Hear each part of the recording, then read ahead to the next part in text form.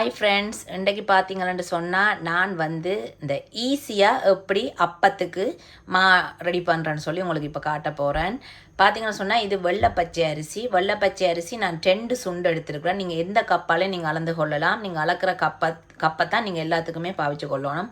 நான் 2 சுண்டு வெள்ளைப்பச்சை அரிசி எடுத்துருக்கேன். அதை வந்து ஒரு நைட் ஃபுல்லாக நான் இது ஊற விட்டுருக்குறேன்.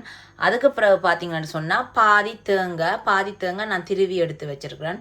அதுக்கு பிறகு பார்த்தீங்கன்னு சொன்னால் அந்த தேங்காயை உடைச்சா வர்ற இளநீ அதையும் நான் எடுத்து வச்சுருக்கேன். இப்போ இவ்வளோத்தையும் நான் வந்து கிரைண்டரில் போட்டு நல்லா மையாக அடிச்செடுக்க போகிறேன்.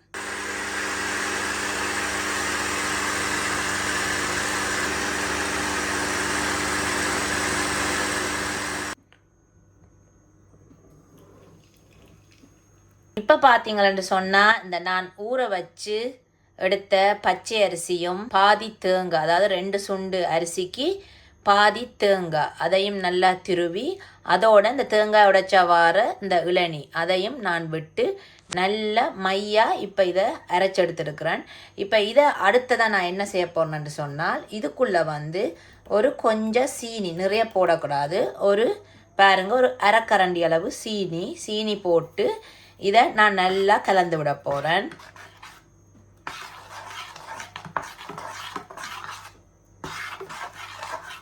இப்போ நான் இதுக்கு சீனி போட்டு நல்லா கலந்துட்டேன். இப்போ இதுக்கு வந்து தேவையென்று சொன்னால் சில பேர் அப்ப சோடா போடுவின.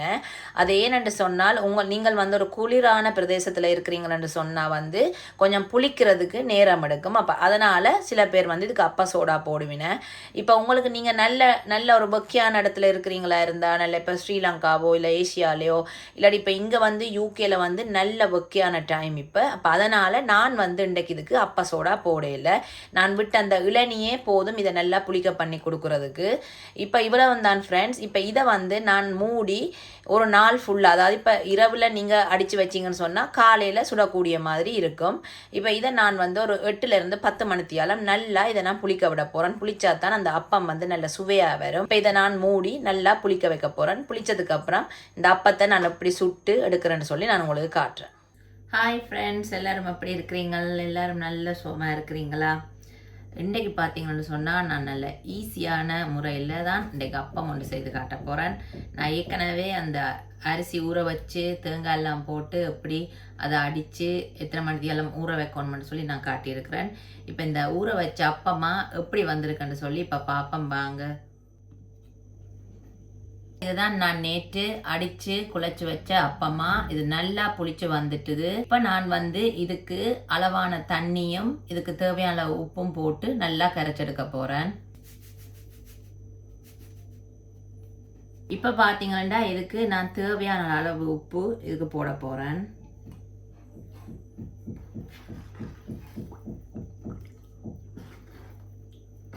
இப்போ நான் உப்பு போட்டு நல்லா கலந்துட்டேன். இப்போ இதுக்கு கொஞ்சம் தண்ணி விட்டு இந்த அப்பமா பதத்துக்கு நான் இதை கரைச்செடுக்க போகிறேன்.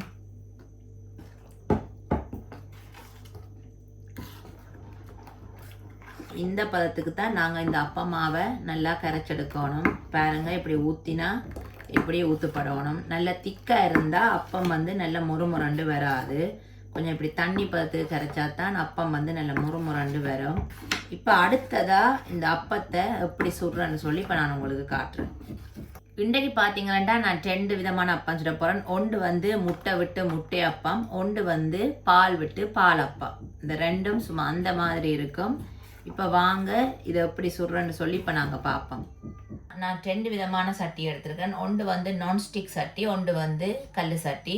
இப்போ இந்த 2லேயுமே அப்பம் அந்த மாதிரி வரும். இப்போ 2லேயுமே நான் எப்படி அப்பம் சுட்டு காட்டுறேன்னு சொல்லி உங்களுக்கு காட்டுறேன்னு பாருங்க. இப்போ முதல்ல இந்த சட்டியை அடுப்பில் வச்சு அடுப்பை ஒன் பண்ணி சட்டி வந்து சூடு வரணும்.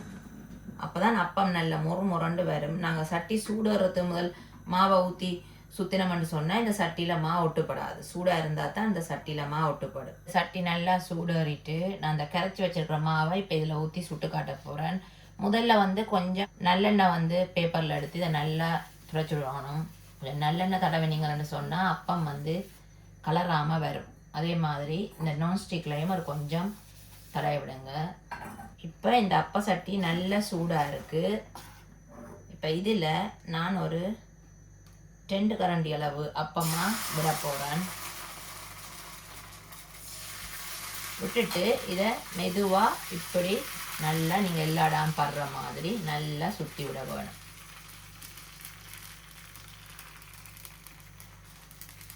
அதுக்கு பிறகு இந்த சட்டியிட மூடியால் இதை நல்லா மூடி அவிய விடணும்.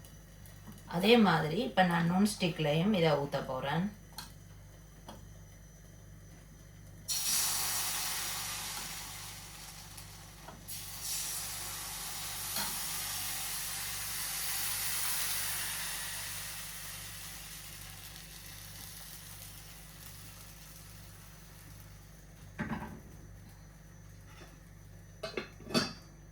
இப்போ இந்த அப்பம் எப்படி இருக்குன்னு சொல்லி பார்ப்போம்.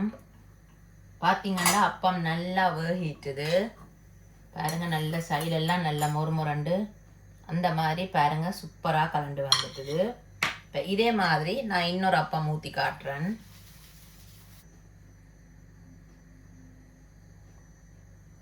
இப்போ நான் இன்னொரு அப்பம் உங்களுக்கு ஊற்றி காட்டுறேன்.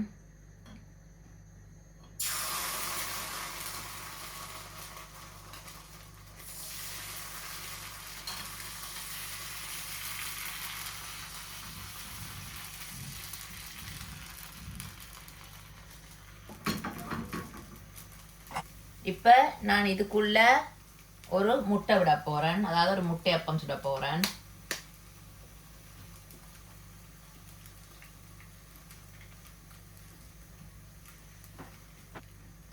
இப்போ நான் முட்டை விட்டுட்டேன். இதுக்கு நான் கொஞ்சம் உப்பு போட போகிறேன். முட்டைக்கு ஒரு சொட்டு உப்பு போட்டுட்டா நல்லா இருக்கும். இப்போ இதை நான் மூடி இந்த முட்டை நல்லா அவியந்தனைக்கும் மூடி விட போகிறேன்.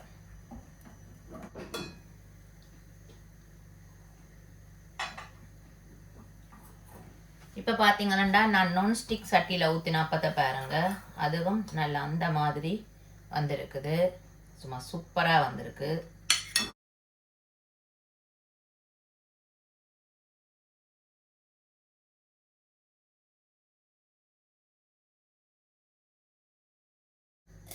இப்படியே இதை அடுப்பில் வச்சு நல்லா வேக விட போகிறேன்.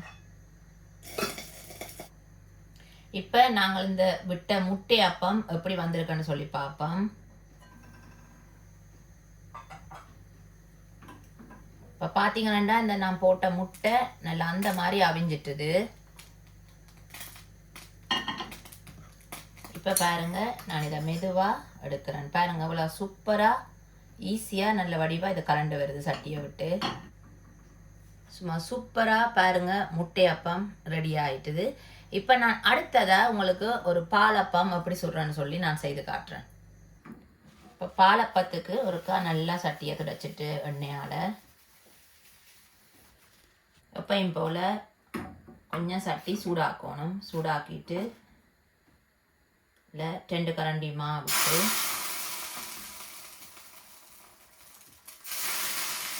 இப்போ நான் இப்போ சுற்றுறது போல் பொறுமையாக மெதுவாக இதை சுற்றணும்.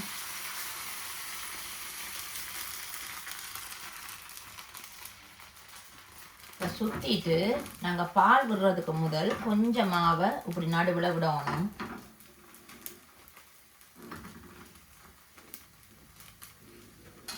ஒரு கொஞ்சமாக நான் நடுவில் லைட்டாக விட்டுருக்குறேன். அதுக்கு பிறகு இந்த தேங்காய் பால் நல்ல திக்கான தேங்காய் பால் ஒரு கொஞ்சமாக இதில் விட போகிறேன்.